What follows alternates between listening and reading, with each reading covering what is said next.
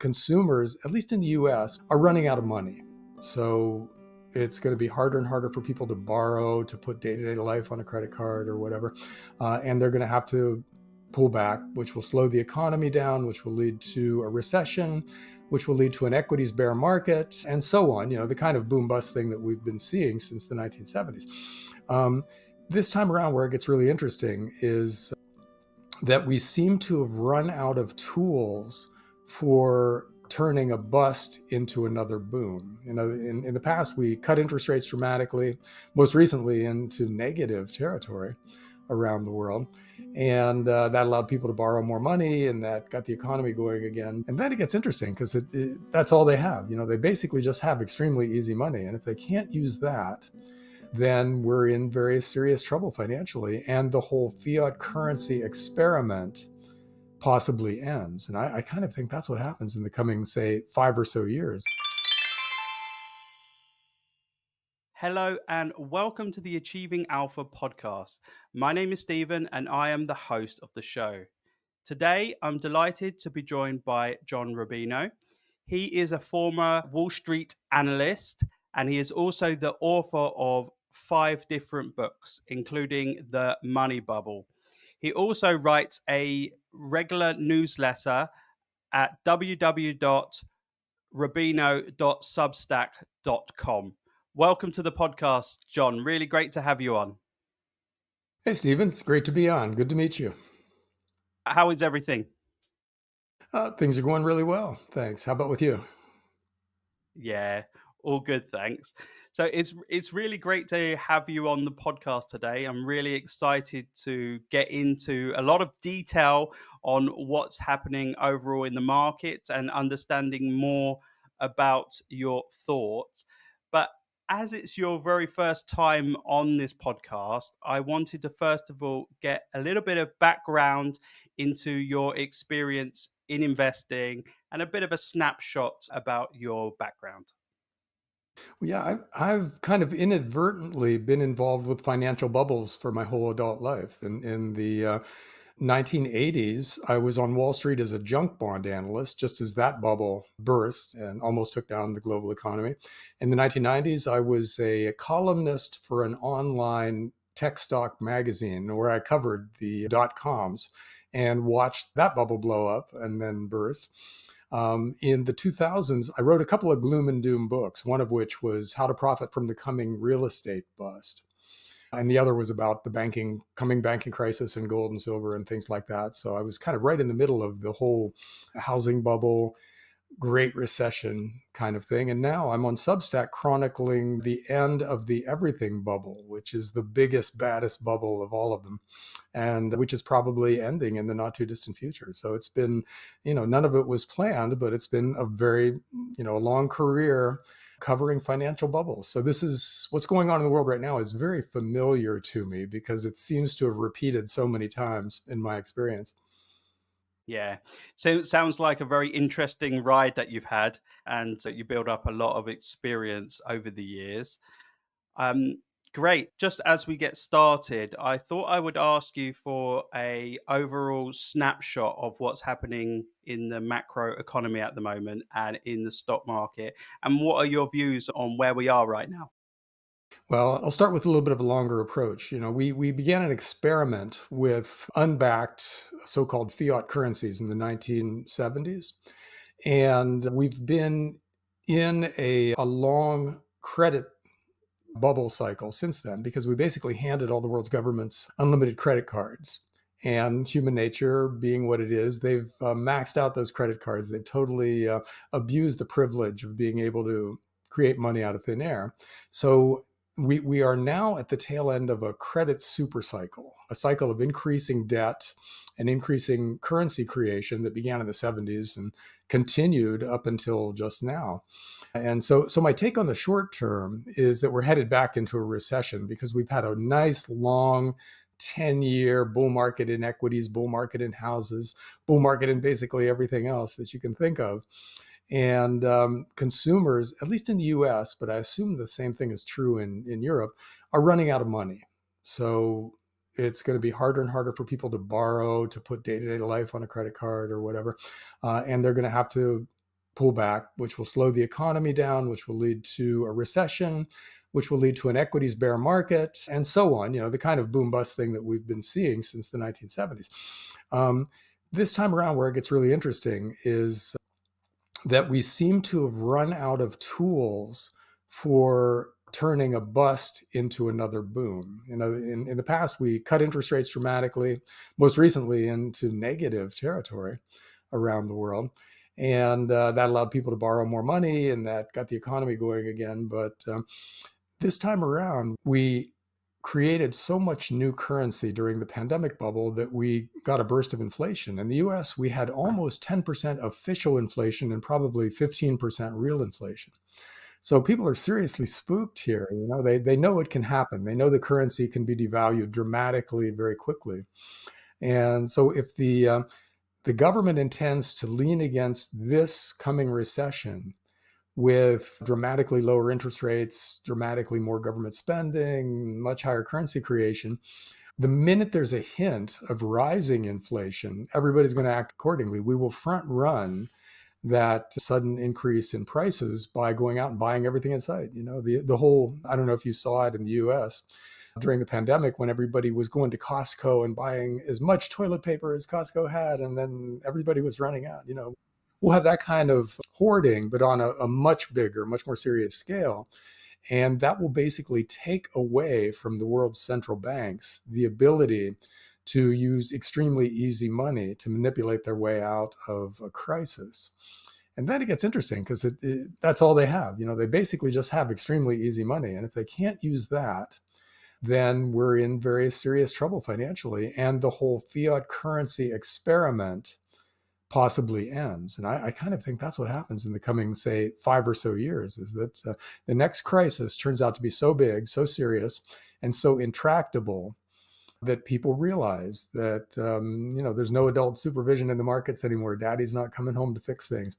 And the kinds of panic that engenders will basically force the governments of the world to do some kind of a currency reset where we maybe go back to the gold standard, maybe we do something else, but the governments of the world will give up the power just to create money out of thin air, and that has to be the least bad option at the time. So we need a crisis that presents them with some other even worse options. And I kind of think what the next recession that turns into something more serious than a recession will do is present governments with just those options. 1930 style deflationary depression, a Weimar Germany hyperinflation, either of which could be followed by kind of a French Revolution scenario when the peasants grab their pitchforks and go to the castle and start doing very nasty things. So, in other words, I think we have a very eventful half decade to decade ahead of us. And the intellectual challenge then becomes, how do you prepare for something like that? Because it's not going to be anything like what we've seen in the past 50 or so years, although it'll have elements in the 1970s and the 2000s, but it won't be like that. It won't be like any of those things exactly. It'll be one of those history rhyming, but not perfectly imitating the past. And so that makes it a challenge to invest for something like that, and to structure your life for something like that is fascinating and challenging. And that's kind of what I do on the Substack newsletter, is look for actionable ideas that we can all put into place to be ready when the time comes. I like the way you called it a Fiat experiment, because you're absolutely right there. It is an experiment because, well, obviously we've had a long period where the economy's been doing pretty well, the markets have been going up, but we're still in a very early stages of a Fiat experiment because all of the other major crashes before happened in totally different environments when we were on the gold standard, etc. So we are still very much in a fiat experimentation phase. I wanted to ask you as well about break down some of those points that you just mentioned. And one of them is around people using their credit cards, running up massive debts on their credit cards. And obviously, there's been quite high interest rates as well. And we started to see some delinquencies as well on those credit cards. How do you expect that to play out over the coming kind of months and years. And how do you think the consumer reacts to a forthcoming recession if it is to happen? Do you expect them to spend on necessities, on things that they need on an everyday basis? Or how do you expect the spending patterns to change over time? Well, one of the reasons why the U.S. economy, at least, has been relatively strong for the last few years is something called excess savings. That's a term for money in the bank that people build up that you wouldn't expect them to build up if you just extrapolated the previous trends. And here, when the pandemic hit, excuse me, we told people that they didn't have to pay rent, they didn't have to pay their student loans, and then here's what they called stimmy checks, stimulus checks, where we'll give you some free money. So people ended up building up a lot of savings that they wouldn't have otherwise, and then they spent it when they went back to work. So 2 or 3 years of pretty good, strong growth while we ran through that money, but now it's gone and we're into negative excess savings. In other words, we got less savings than you would expect by extrapolating trends. And one of the reasons we know that is because credit card debt is starting to soar in the US. People are putting day-to-day life, gas, food, et cetera, on plastic. And they're carrying balances that charge them 20, 25% a year, which is a recipe for disaster. You can't carry debt that is at loan shark interest rate levels for very long. And so we're building up a bigger and bigger populace that is in that situation. So that's where it gets interesting for the next recession, because first of all, people are maxing out their credit cards. They don't have any other money. They're going to spend less. That'll slow the economy down. But when the economy slows down, and people start losing their jobs, if they've already maxed out their credit cards or car loans or personal loans or whatever kind of loans that they're living on now, and all of a sudden, they don't have a paycheck coming in or they don't have as big a paycheck coming in, then what happens? Things get very, very loose in situations like that. And so I think that's probably the story of the coming year, is that consumers are going to run out of money. They won't spend as much. There will be a recession, and a lot of people will just be broken by that recession because they're already just getting by to the point where they have to put day-to-day life on credit cards. So you take away whatever money they're making now, whatever part-time job they're in, and they're destitute and they're angry. And politics, as crazy as politics are in the US, they get even crazier. And as much pressure there is on the government right now to maintain growth, that pressure will just grow exponentially. So that's where you get the negative interest rates again. In the US, we got down to zero, unlike a lot of Europe and Asia, which went strongly negative with like 1/3 of global government debt having a negative yield. We'll be forced to go to negative interest rates this time around. And what that does then, that shifts the pressure over to the currency. So we'll have a recession. The government will respond with much easier money, lower interest rates, QE, big deficits, yada, yada. And then people will start thinking, okay, the US government debt is already approaching $40 trillion. Consumers and businesses are also really deeply in debt. The currency is being created at an almost unprecedented rate. What's that do to the currency itself? How valuable will the dollar be going forward? Or is it the explicit policy of the government to just inflate the currency away in order to keep their own jobs and, retire and hand the problem off to their successors? And if that's the case, then you get the possibility of something called the crack-up boom, which is an idea from the Austrian School of Economics. It's a time in which a critical mass of people figure out that it's the explicit policy of the government to inflate away the currency, and they just give up on the currency. So it's not a question of increasing money supply. It's a question of decreasing trust in the currency. And so people take their money when they get it, and they go out and buy real stuff. They buy gold and silver and farmland and oil wells and cattle ranches and whatever else you can think of that governments just can't make more of out of thin air. And the price of those things go up dramatically. So a crack-up boom manifests as rising inflation in the commodities sector, for instance. But it's not so much, soaring currency chasing after a diminishing amount of goods. It's people basically just quitting on the currency. And I think that's the risk. When the next time governments start going to negative interest rates. People know that that caused a big burst of inflation because we lived through 2022, experienced what it was like to have our cost of living go up by 10% in a year, 20 or 30% in 2 or 3 years. And we're ready for that now. We know how to act when that starts to happen. And that'll be really destabilizing because it will take away the tools that governments had in the past to fix things.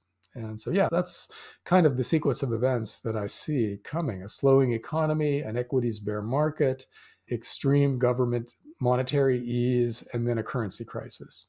And I think it's very likely that it happens that way, barring World War III, which is probably a 40% chance at this point. But barring it, if we don't have a nuclear exchange with Russia or China, we'll go through a sequence of events that take us to a currency reset. And so, again, the question becomes, how do you invest for something like that? Yeah, I sure hope we don't have those tensions don't increase in terms of the geopolitical area, because that's one problem we don't really need right now. Yeah, I'll say. But the US government seems to want all that stuff to happen. The people in charge right now here seem to be actively trying to start World War III and to destabilize American civilization with open borders. So we've got a couple of policies here that are dangerous for the US, but catastrophically dangerous for the rest of the world. So, I hope the other governments of the world out there are putting as much pressure as they can on the US government to scale it back and, not try to pull us into World War III. Yeah, I hope so too. Yeah. In terms of a recession, so you mentioned that you think that a recession is on the cards and there could be a big pullback in the price of stocks. How do you expect that to play out? Do you think that will be over a long, protracted period of time, or do you think it will be a shorter term phenomenon and the Fed will try as much as possible to use the tools that they have in their arsenal to try and pull the markets back? How do you expect that to play out? The Fed will try. I mean, it's already just done a half a percentage point cut in the short-term interest rate here. But let me give you a scenario of one way this could go, because real estate is looking like a couple of bubbles that are bursting right now. In commercial real estate, a lot of office buildings got put up with very cheap money. And now they have to refinance that money at much higher rates, which is cutting into their cash flow very deeply. And at the same time, during the pandemic, a lot of people worked from home and found out they liked that better. So office buildings aren't as full as they were, which means they're not generating as much cash as they are, or as they were. And now a lot of those buildings are changing hands at huge discounts to whatever it was they were built for, or whatever it was they were sold for last time around, which means there's a lot of unrealized losses in the commercial real estate sector. And a lot of that bad paper is on the balance sheets of local and regional banks in the US. So those banks are in danger because when these buildings get sold at a big loss, then the paper the banks own has to be revalued. The banks have to admit they lost this money. That'll spook the depositors who will pull their money out, forcing the banks to sell even more depreciated assets at big losses, and so on until there's a run on small banks. The federal government then has to step in and bail out those little banks because they can't let them go bust, because that would just spread like wildfire through the economy. So now you've got a $3 to $4 trillion bailout going in a country where people are already very worried about government debt and the effect on inflation and on the exchange value of the dollar. So there's a very big risk there. So that at least causes a recession, and maybe it causes something much worse. Now, commercial real estate isn't the only kind of real estate where the bubble is bursting, though. In the housing market in the US, in just the past few years, home prices have soared to the point where the average American can't afford anything like the average American house. And home sales, as a result, have plunged. We're down to like 1990s levels of home sales in the US, even though our population is maybe 50% higher than it was back then, because nobody can afford the houses that are on the market.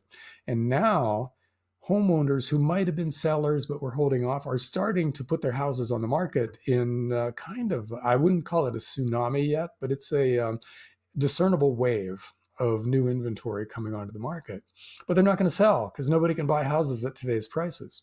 So home prices in the US to clear this market have to drop by 20, 30, or 40%, depending on what interest rates do. If mortgage rates go down, that'll help a little bit, but won't solve the problem. So we've got this big drop in housing prices coming, which will slow the economy down dramatically for a variety of reasons. So two things related to real estate: the commercial real estate bust leading to a bank bust, and housing, single family housing, going back into a bear market, which slows the economy down. You put those things together and you kind of get a recession, even if nothing else is going bust at the moment. But somewhere in either of those scenarios, you get an equities bear market too. This will spook the stock market, and stocks, which are wildly overvalued in the US, will tank, led by big tech stocks. And when things like that happen, when asset prices fall, you get something called the reverse wealth effect. When your stocks are going up, you feel smarter and richer, and you're more likely to splurge on a nice vacation or a big dumb toy like a motorcycle or a boat or an RV. And that, other things being equal, makes the economy grow. But the opposite is true when your assets go down. If your house loses value and you're suddenly underwater, or if the stock market tanks and you're getting margin calls on your tech stocks, you feel stupid and poor, and you pull back on your spending. So consumer spending slows for that reason. So in other words, we've got a lot of reasons across the economy right now for a recession to happen in the not too distant future, and for it to involve real estate, a banking crisis, and an equities bear market. So it's just a question of how those things combine and what the timing is as they all play out. Yeah. And what sort of a difference do you think that the Fed reducing those interest rates are? So obviously there was a lot of analysts who thought that we'd probably see 0.25% reduction, and there were some analysts that said they'd see a 0.5% reduction in the interest rates. We got the 0.5% reduction in the interest rate. First of all, what do you think that is signaling? Is that signaling that the data is a lot worse than people are actually expecting? And does it signal that the economy is struggling more than expectations? And will it make any difference in the short term, or do they have to reduce the interest rates much lower for it to make a sizable difference?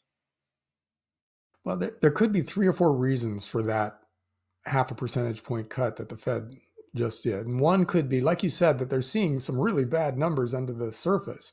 And I kind of think that's true. They are seeing bad numbers because there are a lot of bad numbers for them to see. All the stuff I told you about real estate and consumer spending and equity valuations, that's all stuff that the Fed sees every day.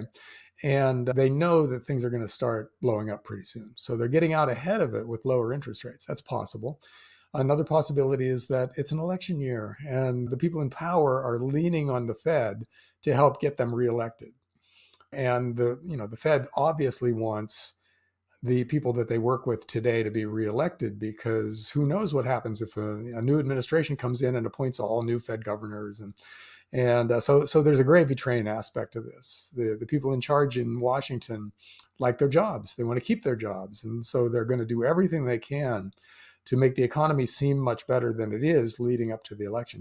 They spent the last year lying about jobs numbers.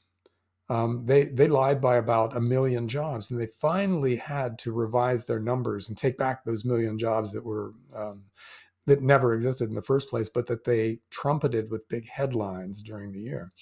And what's the third? There's another one. It could just be that central banks love to cut interest rates and they hate to raise interest rates, because raising interest rates takes money out of the pockets of their very rich campaign contributors or the people who are going to hire them after they leave the Fed. If you're a Fed governor in the US, that's basically a long job interview. The real money comes when you leave and you go to a hedge fund or a private equity group or something like that. That's when you make your millions. So you don't want to do anything to antagonize those people. You want to prove that you're a good team player. And one way you do that is to keep interest rates as low as possible for the hedge fund guys and the big banks and the private equity guys can feast on cheap money and keep doing what they're doing. So add all those things together and you get a really strong incentive for the Fed to cut interest rates sooner rather than later. And I think that's what we're going to see. I mean, if they can get away with it, they will just keep cutting interest rates until the Fed funds rate is back down to zero, maybe negative 0.5 or 1% or something like that. And they'll do what they can with quantitative easing to push longer term interest rates down, back down to 0.5, 0.8% on the 10-year Treasury, down from the current 3 and change, and previously the current almost 5%. So I think it's doubtless, it's a guarantee that we will have lower interest rates in the United States to the extent that the government can engineer them. It's just a question of timing. And that is going to be determined by what happens after the election. They'll cut interest rates maybe one time, maybe twice more before the election here in November. But the big cuts or the deep cuts into close to zero and maybe below zero rates will be based on what the economy does. If we have a crisis, then no holds barred. They will just cut interest rates so far, so fast that we won't believe it. Because they know what could happen if we tip into a 1930s style deflationary depression, which we could very easily do with all the debt that's out there.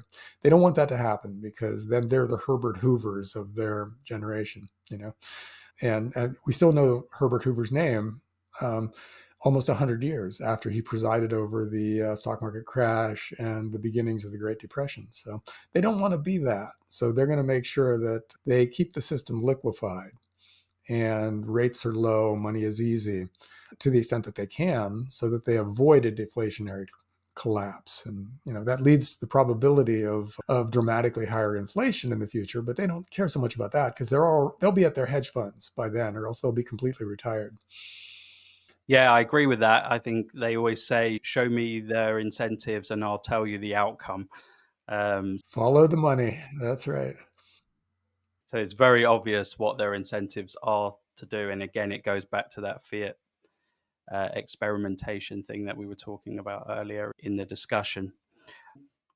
The other thing as well is we've seen a lot of concentration in the performance of the stock market. We've seen those Magnificent Seven or the top stocks in the US, especially the tech sector, has done particularly well this year. But we've seen a lot of those gains being narrowed to some of the larger companies. How do you think that bodes for the US economy? And is there any examples of history where you've had such narrow gains from a select amount of stocks? We have indeed, and in fact, at the end of most big runs, the market gets a lot narrower. Back in the 1970s, there was something called the Nifty 50. It was 50 one-decision stocks. You bought them and you never sold them.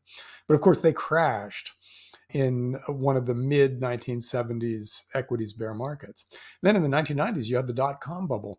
There was a saying that was going around in the late 1990s, something to the effect that the global economy depends on the US economy. The US economy depends on the US stock market. The US stock market depends on 7 stocks, only 4 of which have earnings. And of course, it turned out to be the biggest stock market bust, well, at least for the NASDAQ. The NASDAQ at the time in 2020, after the 1990s bull run, had the biggest collapse of any stock market index since the Great Depression. And then those stocks that were the one decision stocks in the 1990s became members of the 90% club, which was stocks that fell by 90% in the bust after the bubble. So yeah, we've had lots of examples of markets getting this narrow in terms of breadth, but I think this might be the biggest one because I'm not sure the percentage of the S&P 500 has a market cap has ever been so concentrated. It's something like 35 stocks now account for 10%. I'm sorry, I had that backwards. It's 10 stocks that account for 35% of the S&P 500. And that is very possibly the most concentrated stock market that has ever existed in the US, or at least for the S&P 500.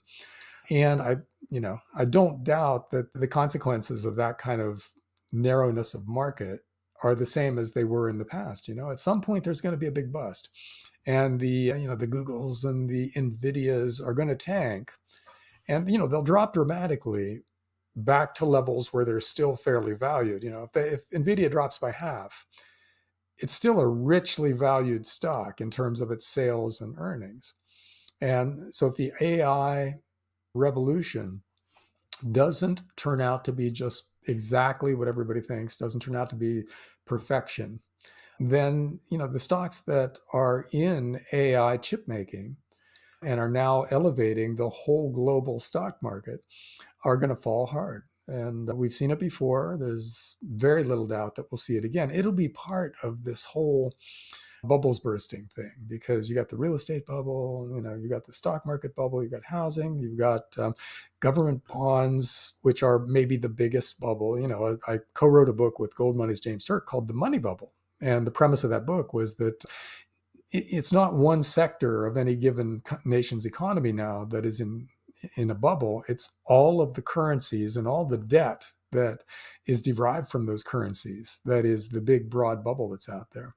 So you've got all these bubbles that are going to blow up more or less simultaneously, because when one goes, the other or the next one will probably go, and so on, until all the dominoes knock each other down. You just can't know which will be the first and which will be the last, but you will, you can bet with some certainty that most of these bubbles are going to deflate one way or another in the next 2 to 3 years. Yeah. So the shallow stock market gains from the big companies, you see it more as an end cycle phenomenon. Yeah, the last year of US equities has a kind of topping feel to it. And we got another nice little bump up when the Fed cut interest rates. But normally, the way bear markets work is that the Fed starts cutting interest rates and then stocks tank. They don't go up when the Fed starts cutting rates. Usually, the stock market has 1 or 2 years of dramatic declines after the Fed starts cutting. So because it becomes obvious that the Fed is panic cutting, that the economy is so bad that that's why the Fed's cutting. So we want to sell our stocks, not buy on the anticipation of lower interest rates. And I kind of think that's probably how it plays out this time, because, again, you can't know which bubble bursts first, but slightly higher interest rates of the past couple of years is in the process of blowing up lots of different bubbles. So we'll see what that does. But I kind of think that there will be a time sometime in the next, let's say, 3 years, when there are going to be bargains out there like we can't believe now, looking at the big tech stocks and the other market favorites in the S&P 500 right now. There are going to be stocks that, some of those stocks are going to be so cheap compared to today's prices, we're going to have to kind of shake our heads and think, all right, what does everybody know that we don't know, that Nvidia is down by 65% or whatever? And that's how it goes. That's just how market cycles work. That's how bear markets work. Things get cheaper than you can believe, and you don't trust it because you think maybe this time the world is actually going to hell. So that'll be another intellectual challenge. If we think the world is broken and it's going to get bad enough to have a financial reset and a currency reset, at what point do equities become a buy again? How cheap do they have to get to compensate us for the risks that are going to crop up when governments are trying to decide what to do about a broken financial system all around the world? That's going to be fun. We'll get to talk about stuff like that when it happens, but I have no idea what the metric is going to be. What kind of PE ratio are we going to want to see in the S&P 500 before it's low enough to offset the fact that most of the world's currencies are just collapsing? I don't know. And we'll see. It'll be an interesting thing to debate. Yeah. No, that's totally true. And you always see a distortion, don't you? Because you see greed going up as much as possible, and then everybody think this can go much higher, this can go a lot higher, and and all the PE ratios warrant the stock price going up, etc. And then you see fear on the other end where people go, oh, this is going to go much, much lower, and this has got a long way to go. So we do see that diversion. Yeah, there's the old saying, you buy when there's blood in the streets.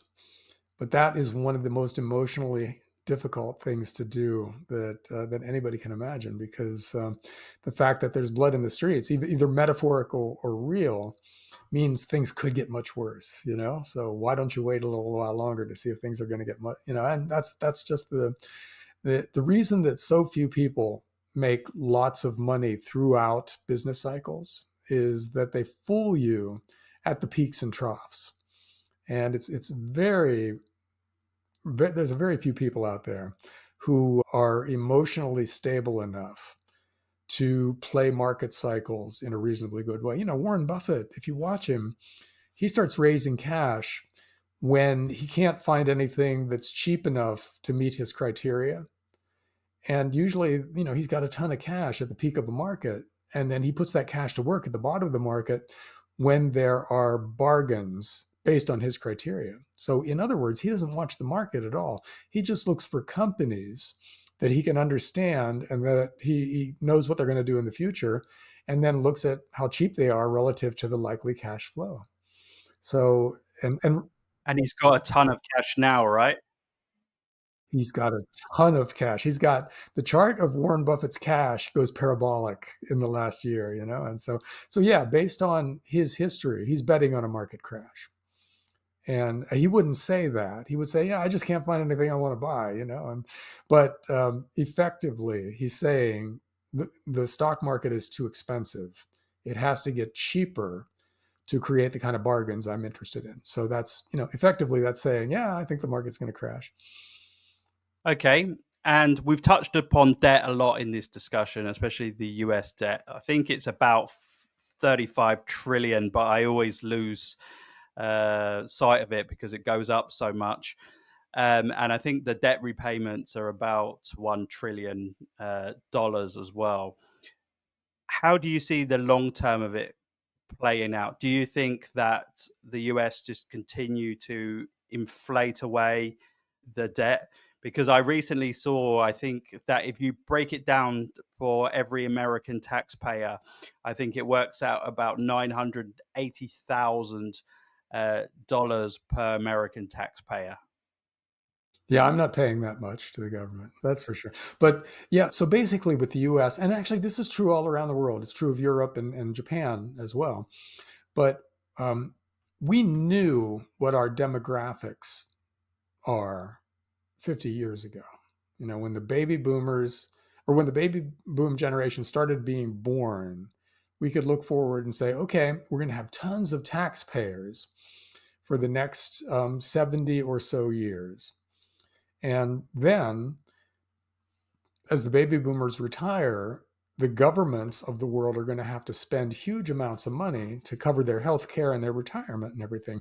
So if we knew, if we had a brain in our heads in the US and Europe and Japan, we would have been running massive surpluses during the productive years of the baby boomers when we were paying in all those taxes and everything. But we didn't. We kept on running deficits through most of that time, one way or another, or encouraging the private sector to take on huge amounts of debt, like in the 1990s. Um, so we end here with the baby boomers retiring en masse, tens of millions of people who now expect Medicare and Social Security and lots of other perks of being a retiree in a rich country. We don't have the money for it. We've already gone more deeply into debt than any other country in the history of the human race in the US. Yet we have no choice but to continue to borrow huge amounts of money to make good on the promises that we made to baby boomers. Because trust me on this, baby boomer benefits will never be cut explicitly. We'll just, we're the most politically powerful generation in the US. We will not put up with having our benefits cut. So anybody who tries gets voted out of office. So the government has no choice but to run even bigger deficits going forward, which means, the 35 trillion that we're hitting here pretty soon is going to become 40 trillion before you know it. And then 40 trillion will be 50 trillion. And so we've entered kind of a death spiral. And here's how you know that. The government, and the US government, tried to raise interest rates in order to slow down inflation, which was the result of it creating too much currency and borrowing too much money. But what happened was the interest on the US government debt started going up as new debt was taken on and old debt was rolled over, so that just the interest as a line in the government's budget was 400 or so billion dollars not too long ago. And then it started going up after we took on all the pandemic related debt. And then it hit $1 trillion a year just for interest on the debt. And it's not stopping. You know, we have all this new debt that we're taking on, all the debt that's rolling over still. And so we're going to go up unless interest rates fall dramatically. US interest costs each year will go up to $2 trillion a year. And that's bankruptcy level for a government. You know, that's more than half of what the government takes in for income taxes. So it leaves them very little to spend on we baby boomers. You know, we want our money, so you can't spend all that money on interest rate, can you? You know, and that's the point where a government starts to die, because it has no fixes for its problems. If it tries to address one problem, it makes the other problem worse. And by that I mean if it addresses the problem of a financial crisis and baby boomers retiring by borrowing huge amounts of money and spending it on those things, then its interest costs go through the roof. But if it tries to minimize its interest costs by cutting interest rates really dramatically, then the currency starts to fall in value because people don't trust it anymore with a 0% interest rate and massive debt. So, you know, either you protect the currency or you control inflation. You can't do both. And you have to choose one. So we are going to choose higher inflation and a crashing currency at some point, because the alternative is much worse. You know, if we raise interest rates to stop inflation, we're going to get that 1930s style deflationary depression. And that's it. Those are the only two choices we have. And the same thing with Japan, who's actually a little bit further along than us. And in much of Europe, where they never even pretended to have trust funds for their social security plans, for their pension plans. They just went pay as you go, you know, and as the baby boomers retire, their costs are going up. And that's impacting the euro already. And it will continue to impact pound sterling. So yeah, it's a mess in all the rich countries. And then, you know, we should probably talk about the BRICS countries at some point, because the contrast between those guys and the US, Japan, and Europe is really stark. And it's going to become more stark as time goes on, and more scary for the rich country fiat currencies. Okay. And let's shift a gear. We've talked a lot about the overall economy and the macro situation in the US and all over the world, actually. But you mentioned that you're expecting a recession and you're expecting a tough time for stocks sometime into the future. How would somebody in this scenario, based upon your viewpoints, how would you invest in this type of situation? Because as you know, it can be very expensive sometimes. Shorting stocks in this market, timing plays a massive factor. So what type of assets can you put in your portfolio to protect yourself, and how would someone like you play this type of scenario? Well, you mentioned shorting. In all of the past cycles, there were people who made fortunes betting against market bubbles, stock market bubbles, at more or less the right time. And they made life-changing money. And some of them became household names, and there was movies made about them. So, you know, that's something to, if you got a little bit of financial sophistication and you've got an extreme risk tolerance, no reason why not to try shorting the current US tech stock bubble, for instance, with a little bit of your money, you know, 10% max. Don't do more than that. But, you know, go ahead and buy some put options on the NASDAQ or something like that. Because it's possible those are 10 baggers. You know, possible they make you 10% your money of what you put into them if stocks really tank. But that's not the centerpiece of anybody's financial affairs going forward, or at least anybody with any sense. What you do in an impending currency crisis, for instance, is you want to move your finances out of financial assets like government bonds and bank stocks, and to an extent, tech stocks, which are, basically just hope and a prayer valuations, and get into real things that governments can't make more of. So if they're going to, inflate away the currency inevitably in order to prevent the debt and the interest rates and all that from blowing up the economy, then you want to own the real stuff that goes up in value when the dollar and the euro and the yen go down. And that is gold and silver, which, look at the history of gold and silver. And you see that every time a country starts screwing up its currency, and dozens of countries have done that throughout history, the rich people who own gold and silver actually make out, because those things become the money again after a government says, well, let me try something different. I'll go to copper or paper or something like that. And it always blows up in their faces. But gold and silver end up being phenomenal stores of value each and every time. So it's reasonable to expect that to happen again. And the world's central banks are aggressively buying gold. And some of the countries whose central banks are buying gold are also buying silver really aggressively. So you're in good company if you start buying gold and silver now, because the biggest whales in the financial world, and they're that big because they can create currency out of thin air, they are buying gold and silver, and gold at least very aggressively.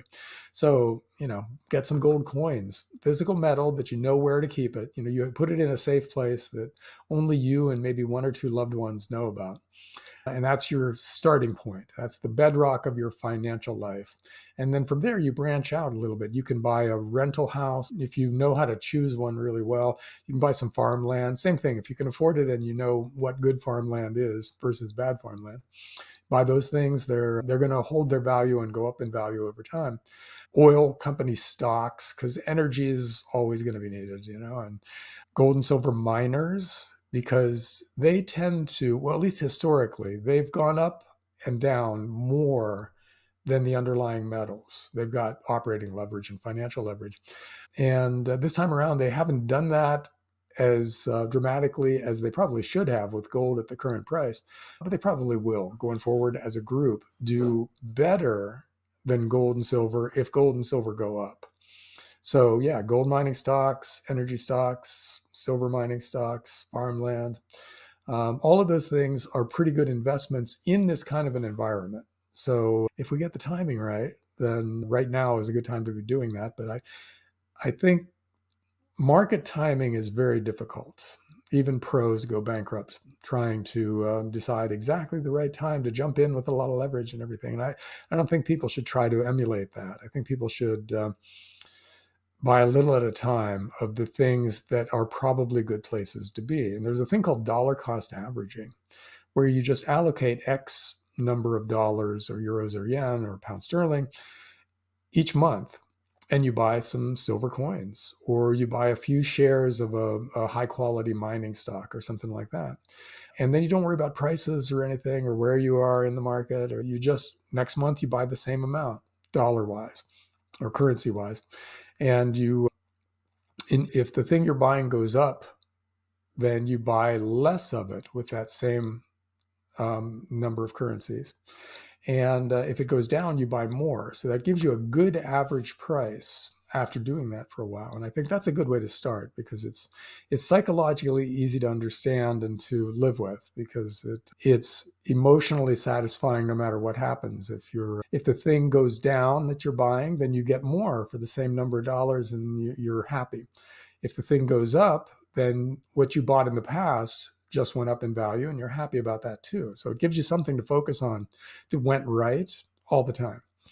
And so just do that, do it gradually. And over the next couple of years, you build up a portfolio of real asset instruments of one kind or another, and they should do pretty well, and over time, as you shift, you're getting safer and safer, more and more resilient.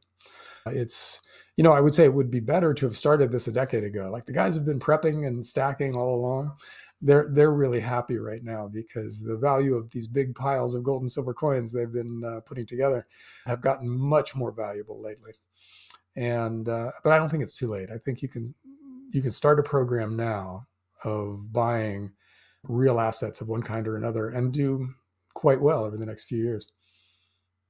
Yeah, I think that's really great advice, especially on the dollar cost averaging, because it allows you to be able to save a lot over time, but it also allows you to be able to put your money to work earlier and also smooth out your average buying cost over time, so you less depend on timing of the market. Yeah. On gold, gold's up about, I think it's up about 28% so far this year. So it's had a very good year so far. I wanted to ask how you see the gold price over time. And do you also think that what we're seeing with the gold price, do you expect that to continue for much longer? And what stage of the gold cycle are we in at the moment, in your opinion? Well, it has had a nice run, you're right. So a correction from here would be totally understandable. And we've seen something like this in the last two cycles. In 2008 and 2000 or 2020, stocks tanked. We had equities bear markets, and that pulled down gold and silver along the way. So they both had really quick, sharp bear markets too. And that's because, if your stocks are tanking, and you're getting margin calls, you have to find cash from somewhere. So you go to what hasn't tanked yet, which would be gold and silver, and you sell that, and then it tanks too. So that's completely possible in the coming equities bear market. But other than saying that, I don't think you can really time markets or anything. So I have no idea what gold is going to do in the next 6 months to a year. Further out, well, really, the further out you go, the more certain it becomes that gold's value, when priced in the big fiat currencies, is going to rise, even from here. So I think, $10,000 gold is not out of the question over the next 5 years, just because when you hit the blow off stage of a bull market, which, in our case, it's the final crash of the world's currencies, that will lead to a blow off stage in the prices of precious metals. Things can get kind of crazy when something like that is happening. When you're at the final parabolic stage of something, you get doubles and triples really easily. And we're nowhere near that yet for gold, and certainly not for silver. So I think, again, if you're dollar cost averaging, if you're just buying a little each month, um, then you will be positioned for the really nice parabolic run when gold goes to $10,000 an ounce and silver goes to $300 or $400 an ounce. And can't know when that's going to happen exactly, but the monetary trends point towards it happening because they point towards a dramatic decline in the value of the big currencies. So think of gold and silver as kind of the reciprocal of the dollar and the euro and the yen and pound sterling. If they go down, or if the currencies go down, precious metals go up. And since all the operating trends of the world's governments point towards their currencies becoming less valuable, then that's the same thing as saying that everything that's happening in the world points towards gold and silver going up. So, I wouldn't even think of selling any gold, even lightening up before $5,000 an ounce.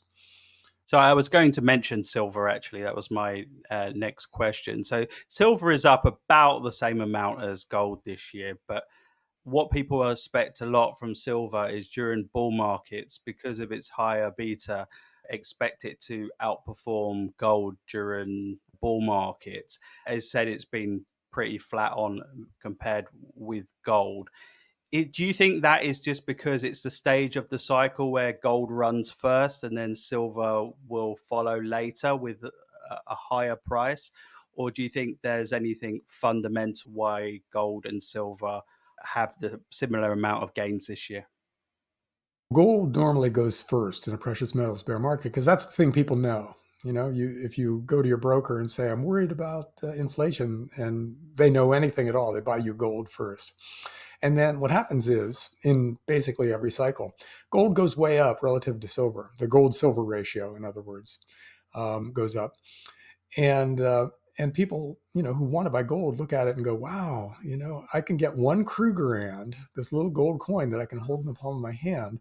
Or for that same amount of money, I can get 80 silver coins, like a tabletop full of silver. I think I'll do that, And so more money starts pouring into silver towards the end. And silver's a little narrowly traded small market where a little bit of money coming in sends it straight up. And so silver outperforms gold in the last couple of years of a precious metals bear market or bull market. And so we haven't gotten there yet. Silver has kind of tracked gold in the last few months. So it's possible that the transition is now starting to take place. We'll see. There's no way to know about that. But the thing about silver is that it has two stories. And either one of its stories would make it a screaming buy, a really important thing to own in any event. And the two stories are, one, it's an industrial metal where the demand for it is rising, especially from the solar panel industry, because every solar panel has a little bit of silver in it. And so there's just not enough silver coming out of the world's mines to cover just the industrial demand. So the silver market is in deficit. But at the same time, silver as an investment is always popular. People are always buying silver. And in precious metals bull markets, people buy a lot of silver. And, as I said before, the world is screwing up their currencies to an extent that silver will normally be expected to go up as a monetary metal during a currency crisis. So either one of those stories makes silver worth buying. But you put the two of them together and you get a deficit turning into a shortage, leading to panic buying very easily. That's an easy thing to envision a year or two out from here when, for instance, on the COMEX commodities exchange, there just isn't any silver left, and people have futures contracts and they want to take delivery of the long futures contracts that have taken out on silver so they can build more solar panels, and there's no silver. So the COMEX or some other exchange defaults, just says, okay, we can't give you silver, we'll just give you cash. And at that point, everybody realizes, whoa, there literally is no silver left out there. if I can find any, I better buy it for whatever price anybody wants to charge me. And that's when you get the panic buying. And I would say that that's, that kind of a scenario, 70 or 80% probability in the next few years. Okay, and the very last question I wanted to ask on precious metals was around the gold miners. So, gold miners are quite interesting, really, because there are a lot of risks around investing in gold miners, right? You're not sure about government regulations, you're not sure about the operation of the specific mines and the permits, etc. And I recently had Rick Rule on the podcast, and we talked a lot about commodities and gold miners. And one of his suggestions was to invest in the very top level producers and the gold miners. However, I do worry that a lot of the listeners might not be able to judge what are the best gold miners and what have the least risk. How do you usually approach investing in the gold miners? Do you propose an ETF approach or more analyzing individual miners? Yeah, well, actually, before we get to the miners, there's one thing I should have said previously about buying physical gold and silver, which is that there are instruments called physical ETFs that you can buy that will basically just take that commodity, put it in a vault for you, and then you own shares that connect to the gold or silver or uranium or copper or whatever that they've got in a vault. And that's another good thing to buy. That's the next step up in risk but convenience from owning physical gold and silver coins. You can buy a physical gold or silver ETF, but make sure it's a high quality one. Now, the next step after that is mining stocks. And yeah, normally in a bull market for the metal, the miners do really well. They do much better than the metal because everybody gets excited. And, the miners are reporting really good earnings increases because the thing they're selling is going up in price. And a lot of that increased revenue goes straight down to the bottom line for well-run miners. So they report big profit increases. And everybody gets excited about the trend in earnings, and they extrapolate out cash flow, and they pay pretty much anything for the mining stocks. And so you have a really good minor bull market. Things are a little tougher right now, though. Geopolitics is always an issue for miners. Like, you never know what country is going to have a coup, or they're going to elect somebody who doesn't really appreciate how miners have behaved in the past, and they want recompense. And that's always going on. It's background noise. But lately, that background noise has gotten really loud. Like, Panama just lately shut down one of the world's biggest copper mines, and I'm not sure about the African country. I want to say Sierra Leone, but it could be the Ivory Coast. They had a coup, and it shut down a big chunk of uranium exports that were pretty crucial for the uranium market at the time. And then you've got the U.S. picking fights with Russia, and we have a trade war with China, and all of those things can combine to make life much more complicated for miners and their investors. So yeah, I agree with Rick Rule that you definitely want to start with the highest quality names in a space. So you buy the big gold miners, you buy the ETFs that buy the big gold miners, and those are the main equities holdings. And it's only with, so let's say you've got 10% on NASDAQ put options. So you're shorting the market. You might want to take another 10% and go out a little bit on the risk spectrum by buying really high quality mining stocks. And some of those are things called royalty or streaming companies that there's a long explanation for what they are, but they're a really good business model within the gold mining, silver mining sector. You can buy some of those. The highest quality royalty streamers are close to as safe as you can get in the gold mining world.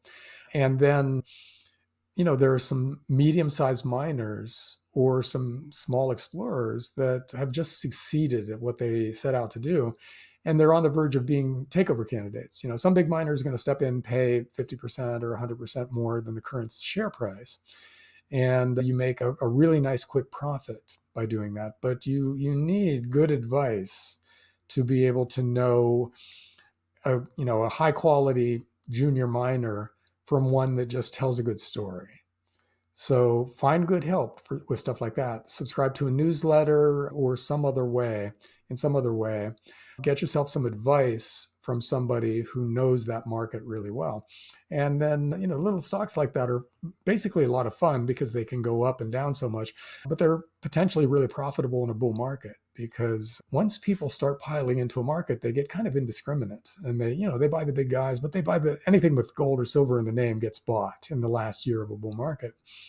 And so the smaller companies, they may not attract as much money as the big ones, but they don't have to attract all that much because they're so low cap and so thinly traded that even a little bit of generalist money coming in sends them way higher than you would ever expect them to go. And so you want a few of those in your portfolio. After you've taken care of the basic stuff like physical gold and silver and physical ETFs and large cap miners. But the next thing to do is the smaller cap guys, just for the fun of it. You can, with 10% of your money in small cap miners, you aren't going to make life-changing money, but you will make some really nice numbers in good times. If something goes up 5%, that pulls your whole portfolio up. It makes it makes you look very smart, and it makes the whole thing look like a successful endeavor. So anyhow, yeah, there's a lot you can do. Yeah. Yeah, that's some good advice, John. I think as long as you size them appropriately, you can have a little bit of fun in the market as well, and try to squeak out those higher level gains which you can get with higher risks. I also wanted to find out how people can find out more about you, John. What social media do you use? How can people find out more about you and some of the work that you're doing? Well, I'm at rubino.substack.com, and I publish a newsletter there that looks for actionable advice for preparing for what's coming. It takes kind of for granted that the world is headed for some very complex times, and what can we do about it, from our careers to our health to our investing, to have resilience in the face of what is going to be some really challenging situations. And of course, like we talked about, how you make serious money by betting against the system and in favor of real things. Excellent. All right. Well, I'll leave the link down in the video below so people can find out more about your Substack.